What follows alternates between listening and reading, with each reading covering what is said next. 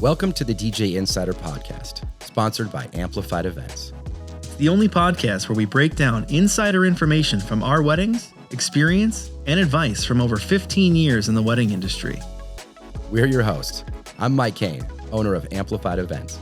And I'm Joe Obamani, the general manager of Amplified Events. Let's get into it. Well, welcome back to the podcast, everyone. You know, I spend every week talking to you about rocking dance floors and navigating the wedding industry. But today, I'm pulling back the curtain on my own life and bringing on the person who helps me keep the whole show running. And that person who planned our incredible wedding day is my wife. And so I'm so excited to introduce to you my amazing wife, Ashley. Thank you. It's good to be here. Mike, can I call you Mike? Yes, you can call me Mike. Thanks so much for joining me. Today, we're going to be diving deep into kind of our own story, how a DJ and an inside sales rep for a steel processor first met, and we're going to talk a little bit about the details of our own wedding. But most importantly, she's here to share kind of her real-world tips and tricks for every couple out there planning their big day. And whether you're a wedding pro or a newly engaged couple, you're going to get an inside look about what it takes to kind of plan a celebration, and especially when the groom is also a DJ. So let's start at the very beginning. Ashley, do you want to share a little bit about how we first met, kind of your experience with that? Sure. So we actually grew up in the same church, same youth group, never spoke to each other or interacted. You were 3 grades ahead of me, right? Yes. Then years later, we met at a wedding and we were each dating other people. So the timing was not great there. And then... And we were both there with dates. Yes. Yeah, we both had dates. My date was in the bridal party, and her date was with her. Yes. I remember you made a lot of jokes about cake, which I enjoyed. I remember thinking that you were very funny. And then, yeah, years after that, we got matched on eHarmony. Yeah. And here we are. I remember when we got matched, the first thing I was like, is this the girl from that wedding? And you were like, yes, it is. And just so you know, I would never date you. Yeah, that's true. Because girl code. You dated my friend, never going to happen. Right. I thought that was really cool and funny. But luckily, that relationship ended positively. So I contacted that person, and she reached out to you and said, yeah, we're cool. You can date him. That's fine. And then you were like, yeah, I don't think I date you because you're a reptile guy. I didn't say reptile guy.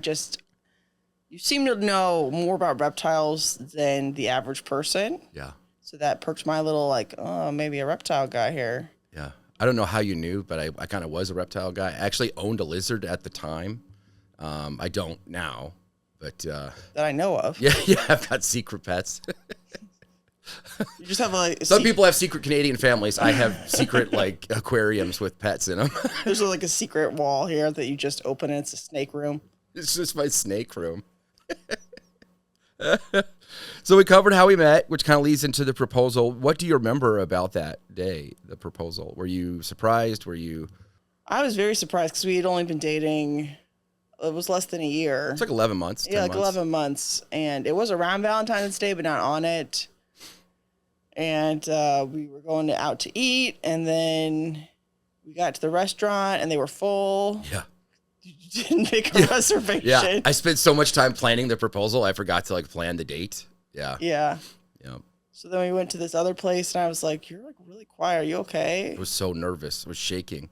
And then we went back to my apartment, and you proposed, and I was completely shocked. I went a little bit catatonic for a couple minutes. Yeah. That's what every guy wants in their woman. Just so. But yeah. But you said yes, and here we are. I did say yes, yeah. 13 years later? Yeah. Yeah. Well, once the ring was on, kind of the real work began, planning the wedding. Knowing that, at the time I wasn't in the industry, I did have a DJ company. But what was kind of the first thing that you decided on with the wedding? Was it the date? Was it the venue? Was it the vibe?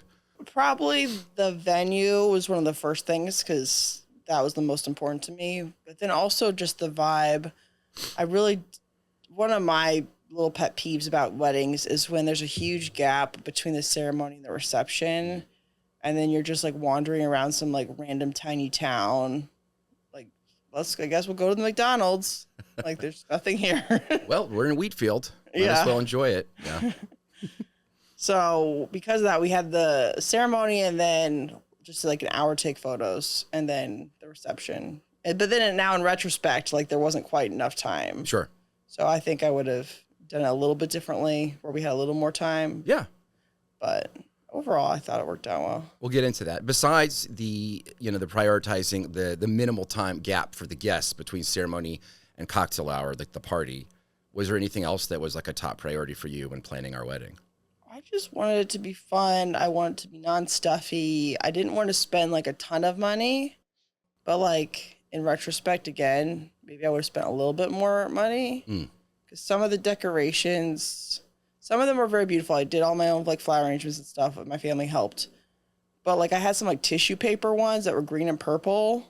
And then when I see the pictures, I'm like, it's giving a little bit like quinceañera. It was Donatello for sure. It was Donatello from Ninja Turtles. Like that green and that purple. It was a little. Which I love, but I'm not a Donnie guy. I'm a Raph guy. But, Well, I was just like, I love green, I love purple, but then now it's like, yeah. Do I? Do I love that? it was like bright purple and Kelly green. It wasn't like a subtle. Yeah, no. It wasn't like pastel, and it was very bright. Not like these modern colors these kids are using at their weddings. Yeah. This palette. What was kind of one of the bigger challenges? Was it like the guest list, family input, vendor coordination, us like working out the details?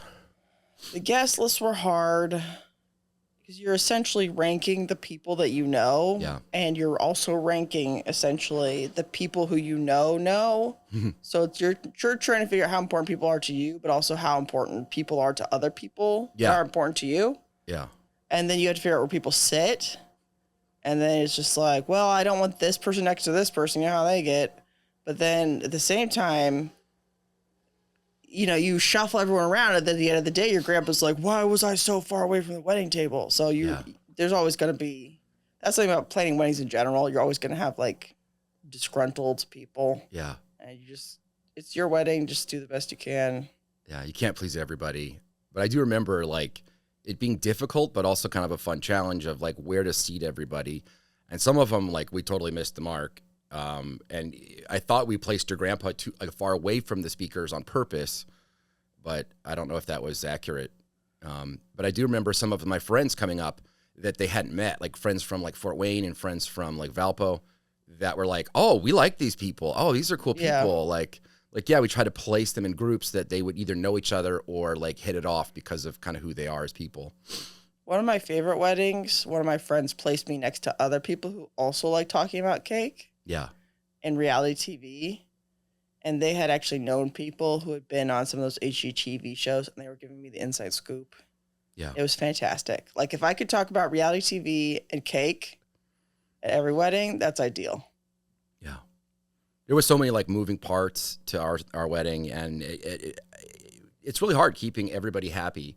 Do you have like a big tip for how to manage that for anybody?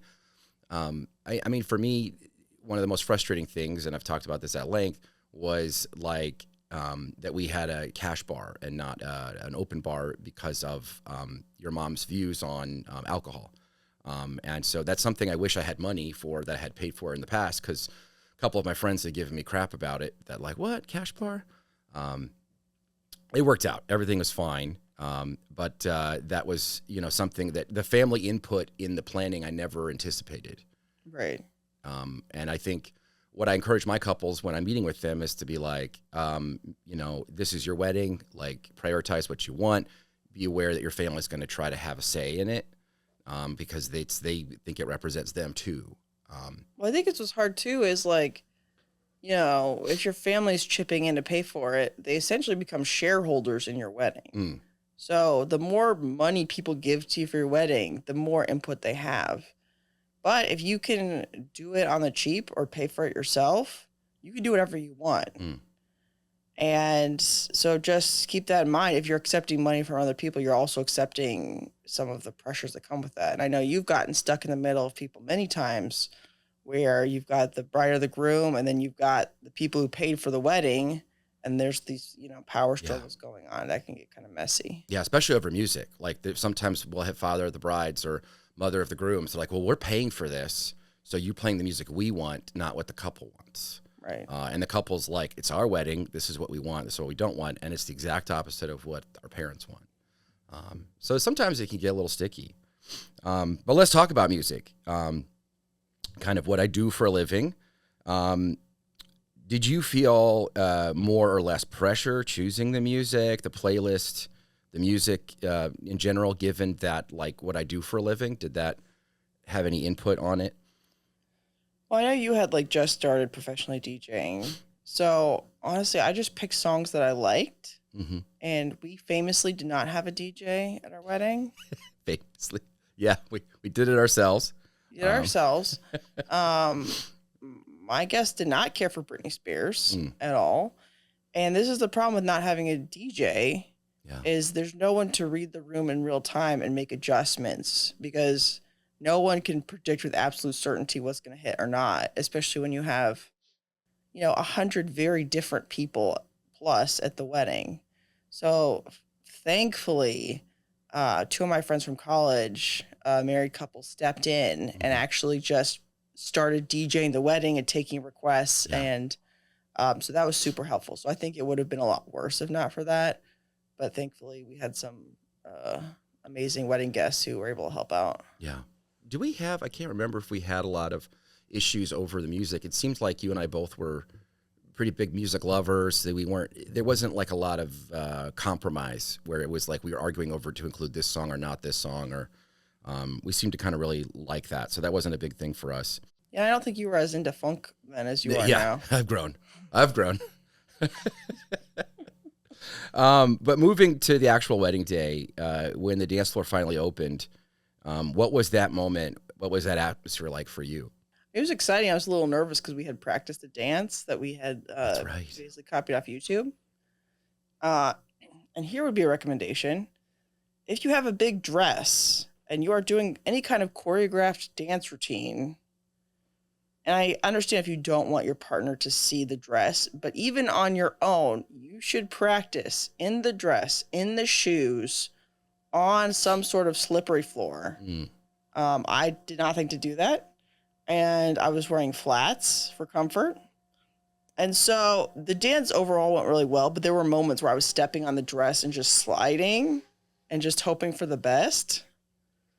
So I feel like that could have gone a little bit better. And also on kind of the same note, try on everything, because I did a practice for my hair and my makeup, and I also tried on my dress. I never once did everything at the same time, took a picture and looked at it all together. And then when I saw the pictures, it was giving a little bit like Bride of Frankenstein. Yeah. Because I just went so high with the hair. Like if any of you... Jacket to Jesus, is that the...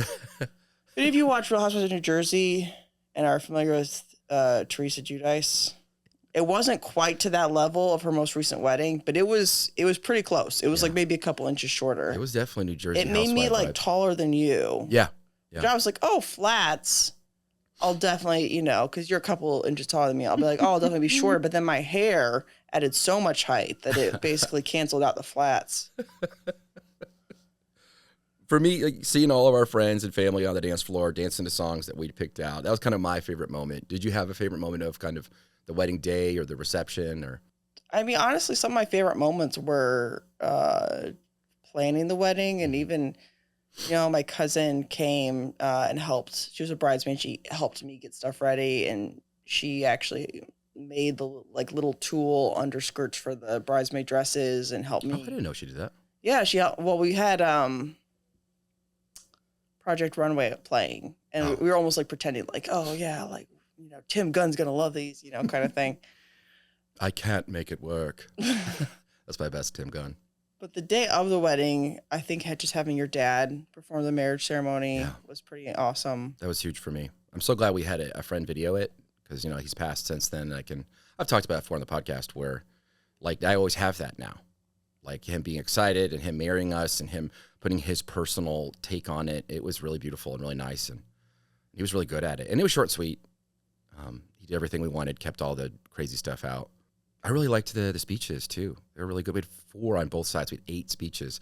In hindsight, now that I do this full time, like that was too many speeches. That's too many speeches, and also like we're at the head table and we got served food, and then we try to do the speeches. So like everyone's looking towards the table, and then I'm trying to like sneak mashed potatoes into my mouth very like gracefully. Yeah, it's like green beans. They fall off the fork. Yeah, Mike knows I'm not the most coordinated eater either, so it was. I barely ate at my wedding. I always talk to couples about that. Please eat. Please eat. Please just try to enjoy it as much as possible. Mm-hmm. It's going to feel really rushed, and you're going to have like a million people pulling all different directions, which again is why it's important to have a coordinator, which we also do not have. Yeah. So I would say even if it's a friend, someone you trust, get someone to just, well, and also not having a DJ, because, you guys do a lot of coordination day of too. We help as well. And you do a lot of emceeing and just like, where is everybody? What's the schedule? And keeping everyone on schedule. So we didn't have that either. Yeah. So even just a DJ who's experienced can help kind of run the show a little bit. 1,000%. 1,000%. And that's kind of leading into my next thing, kind of the actionable gold for our listeners. If you could give couples kind of one essential piece of advice, what would it be for planning a wedding or at their wedding? I felt like there was so much pressure to get everything right. Mm-hmm. And you're basically planning a ball with 0 experience. And for most people, an extremely limited budget. And most people have not planned an event like this before. So I would just say, be kind to yourself. Mm. You're going to make mistakes. And this is not a skill that you are expected to have in life and will probably never do again. Or if you do, it'll be a much smaller scale. So I would say just be kind to yourself. Take a deep breath and try to enjoy it as much as you can. That's really good advice. Thanks, babe. Got you, babe. But let's talk budget. Where did you feel like it was okay to save money? Where did you feel it was absolutely essential to splurge? And kind of in that, is there anything that you wish we'd spent more money on? And there's anything that like we really could have saved more here and cut back? I'll immediately first say the first thing is I should not have DJ'd our wedding. That was so stupid. We could have afforded to pay someone to do it. We should have paid someone to do it. I tell all the couples, don't learn from my mistake. Yeah, I would say hire a coordinator if you can, or hire get a coordinator. Friend. I'm glad that we got the photographers we did, Z plus B Photography. Yeah, they were great. Zach and Victoria. Yes, they were extremely talented. They were one of the higher line items on our budget, but I felt like it was well worth it, and I love the quality photos that we got from them. So. And then we went cheap on the cake. We just did like a little mini cake and cupcakes, and I was fine with that. Like, I don't wish we'd spent more on the cake. Yeah. I do wish I'd spent a little more on decorations. I probably spent like $1,000 total or something like that. And we did our own flowers, right? We did our own decor, and we did plastic and kind of fake stuff, right? Like in hindsight, we should have spent more on that. I remember that was something that I was trying to cut back on, and at the time I hadn't been to a lot of weddings, planned a lot of weddings. I didn't realize how important it was. And I think we probably could have spent more on that. I bought a suit. I could have rented a suit. That would have been cheaper. I wish we had stayed somewhere nicer after the wedding. Yeah, the hotel was terrible. I wanted to stay at like a bed and breakfast, and Mike's like, what's the point? We should have. Also, if we'd hired someone, that was something that we had to tear down our own wedding.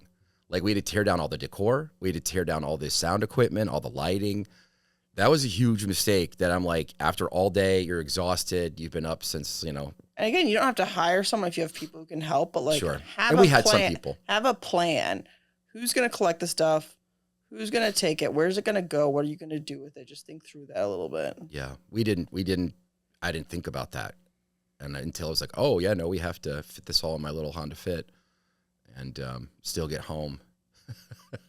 Thank God for your sister and her boyfriend at the time, and your other sister and her boyfriend at the time, and they were. Well, really they're helpful. married now. Yeah, sure, but they were boyfriend girls back then. Do you have? I think you already said this one. I was going to basically ask, like, you have any advice to the bride and groom about how to relax or enjoying the day, things like that. You kind of already covered that, but you're right. I think everything won't go perfectly, and that's okay. But take 5 minutes with your partner, step away from the crowd, watch everyone having fun. It helps ground you and helps yourself appreciate yourself and appreciate those people in that moment. I'd like to go down to some lightning round questions. These are just quick snap answers, kind of fun things. Keep it brief and punchy, you know. We didn't do this, but it's kind of a thing now where you have a signature cocktail at your wedding for his and hers. If we were to have our wedding again, what would your signature cocktail be, and what do you think mine would be? I'd probably try to go with something like pie flavored. Mm-hmm. Like key lime or Yeah, like key apple? lime pie, or kind of in the vein of like a lemon drop, something kind of fruity but with like a little bit of texture. Mm-hmm. I think that would be good. I like that, especially because we met on Pie Day. Like our first date was on. Our first date, yeah. It was on Pie Day. It's true. Went to Baker Square and got some pie. I think I would do probably a Jack and Diet, or maybe. Well, you got to add something funky to it. Yeah, maybe. Whipped cream. Yeah, whipped cream. Yeah, I guess. Yeah, if you want to be like, what are you doing? Let's sweeten this up. What was kind of your favorite and least favorite tradition at our wedding? I thought the shoe game was fun, Mm-hmm. and we didn't do the garter, which I'm glad. I Yeah. don't like that. I'm glad we skipped parent dances as well. Get parent dances, and I did the bouquet toss just for my bridesmaids, like separately, because I don't love the whole like all the unmarried women come out to the floor and present yourselves Yeah. to the populace as potential marriageable material. I don't love that vibe. I don't love that vibe either. We're at a wedding, so we're trying to hook everybody up. Yeah. Yeah. Let's get those families going. Let's get them going. I love that we had, a ceremony, and that we had my dad married. I love that you walked yourself down the aisle. That was a super cool moment. I was crying. It was such a beautiful moment. I do think the song that I picked was almost too epic. Because a lot of times, you hear like "Here Comes the Bride" or "Canon D." Yeah. I'm just like, I'm going more epic, but I almost went so much more epic. It jumped the shark. I did the theme from Dragonheart, if anyone's familiar. Yeah. Did I watch that movie ever? No. But it was on a lot of Disney trailers. Like you would put in a Disney movie and they'd have trailers, and you would hear that music in the background of trailers around that time. Yeah. And it was pretty, but I remember being like, this is too epic. I can't live up to this. So I thought you did live up to it. I thought it was great. It was unique. I've never played it since at a wedding, but it was beautiful. And remember we did other songs, like we had the Jurassic Park, and I remember I had Jimmy Drecka go like, "Ladies and gentlemen, please welcome the Kane wedding." You know, As the entrance, like yes. when people are coming in, yeah. Yeah. And then we exited out to that "You Are a Tourist" by Death Cab for a Cutie, recessional. I really loved that song. I thought it perfectly hit the beauty and the happiness of the moment. It was unique. I've never done it since for a recessional. Would you say honeymoon or mini moon? Which do you recommend focusing on first? I don't think we did a mini moon. Probably should have. I'm not even familiar with this term. A mini moon, where it's just you just have a quick weekend away right after the wedding, okay. and then you go on a honeymoon later. We had a delayed one. I was still in grad school. I had to finish up. We waited a couple weeks, but honestly, like for me, the last thing I want to do after a stressful wedding is travel. Like I want to like go home, reset, relax a little bit. And so I was glad that we waited a little bit to go. Yeah. I'm glad we got like brunch or something with your family and with your siblings the next day. Like we went over to your mom's house, had food, I thought. I remember that. I don't remember that, but Okay. If we I was got gonna married, say that was one of my regrets is that we didn't do anything the next day. yeah, we did a fun rehearsal dinner too. We did the rehearsal dinner, but I just wish we had planned something for like the day after. I wish we had planned something, but we did get together. Like some sort of get together, some sort of fun thing. Yeah. If we got married again tomorrow, what would be, what is one vendor we must absolutely rehire or hire? I mean, I just think the photographers. Yeah. Really, Z+V. yeah. I don't even know if they're still in the game. I have to look them up. I don't know either. Cake or donuts for dessert, or cookies or pie? What would be your? I mean, I kind of liked what we did, which was like different types of desserts. But I do like what people have been doing, the trends of like different, like a mashed potato bar, or Oh yeah. I like that savory late night snack, even if someone just runs and gets like a bunch of Taco Bell. I think that is because you've just, it's a long day. People have been drinking. You've had a ton of sugar. And it's just like you just need something safer just to kind of like bring it home. Mm. Is there a small detail that we added or a detail of our wedding that people have still mentioned years later? I remember my mom talking about the floating candles. They were kind of new back then. Yeah, we had like for some of our centerpieces, like bowls of water with like flowing candles. Yeah. What's one song that we played that you secretly wish we didn't? So that would be the aforementioned Britney Spears, "Keep on Dancing Till the World Ends." Oh yeah, yeah, Only because I still love that song, but only because no one else liked it. yeah. I love when we had part of one of our first Halloweens together. We dressed up, and I dressed in Party Bot. We made a robot costume together, which now is part of our logo for our company. It's Party Bot. We brought it to the wedding. We brought it to the wedding, and then you put it on and danced. That was such a fun. And our guests like took turns. They like, went nuts. Our dancing guests were dancing in it. It was pretty fun. We got some good photos of it. Before the wedding, we had like Party Bot like visiting, visiting us, taking photos with them. What was one of the most helpful wedding gifts we received? I really liked the butter boy. Yeah. It was like a frog that dispenses butter, and then you can just like slide it onto your. And the lint lizard The vacuum. lint lizard was nice too. I also liked the straw. Oh, sorry, the straw holder. You like lift it up and like. Oh yes, that was yeah, cool. like the barbershop kind of comb thing. If you could describe our wedding day in just 3 words. I'd say it had a relaxed vibe, even though I wasn't relaxed. The vibe was relaxed and a little bit whimsical and fun. I would say relaxed. I would say fun, and I would say like friends. Like it was like a very friendly environment. I felt like people stayed pretty late. There was a good conversation, good hangout. Yeah, what is it like being married to a DJ? So you always have a playlist for like literally anything. Mm-hmm. Because it was Halloween last week, and you're like, well, I have the perfect playlist for trick-or-treating. And I was like, great. And I know I could be like, hey, Mike, it's National Donut Day. And you're like, I got the perfect playlist. There's this song about Bavarian cream. It's going to blow your mind. Like, you literally have like so many playlists. Yeah. You always have a lot of stories. You come back from work, and sometimes you're like, yeah, so the wedding, there were giant dancing puppets. It's just like, what? Like, oh yeah, the father bride gave a 2-hour PowerPoint. What? Like, just like the craziest stuff happens at weddings. And then, I love seeing how much you love this. Like, you have a real calling for this. Sometimes you just see people, doing their profession. You're like, oh, this person was put on earth to do this job. And I know, like, you were DJing before you were even a DJ. Like, you would go to parties and you would have your playlists. And, like, you always are someone who wants the vibe to be fun and everyone to be comfortable and to have, like, the best time. And that's really, like, the best quality you could ask for in a DJ. So, the cons. Yes. The hours are crazy. So, you leave pretty early in the day on the weekends, and then you're back super late. And then I just sometimes hearing how, people treat you is hard when you're DJing. And I make fun of this because sometimes when we're in the car and you'll play a song, I'll be like, oh, finally some good music. And I'm honestly just like joking, like how people talk. Like people do talk to you like that at weddings. Or just like, oh, are you going to stop being terrible? Like, so that I don't like. Like, I like that you feel comfortable sharing it, but I'm also like, let me at him, you know. You treat my guy that way. Yeah, so that's the hard part.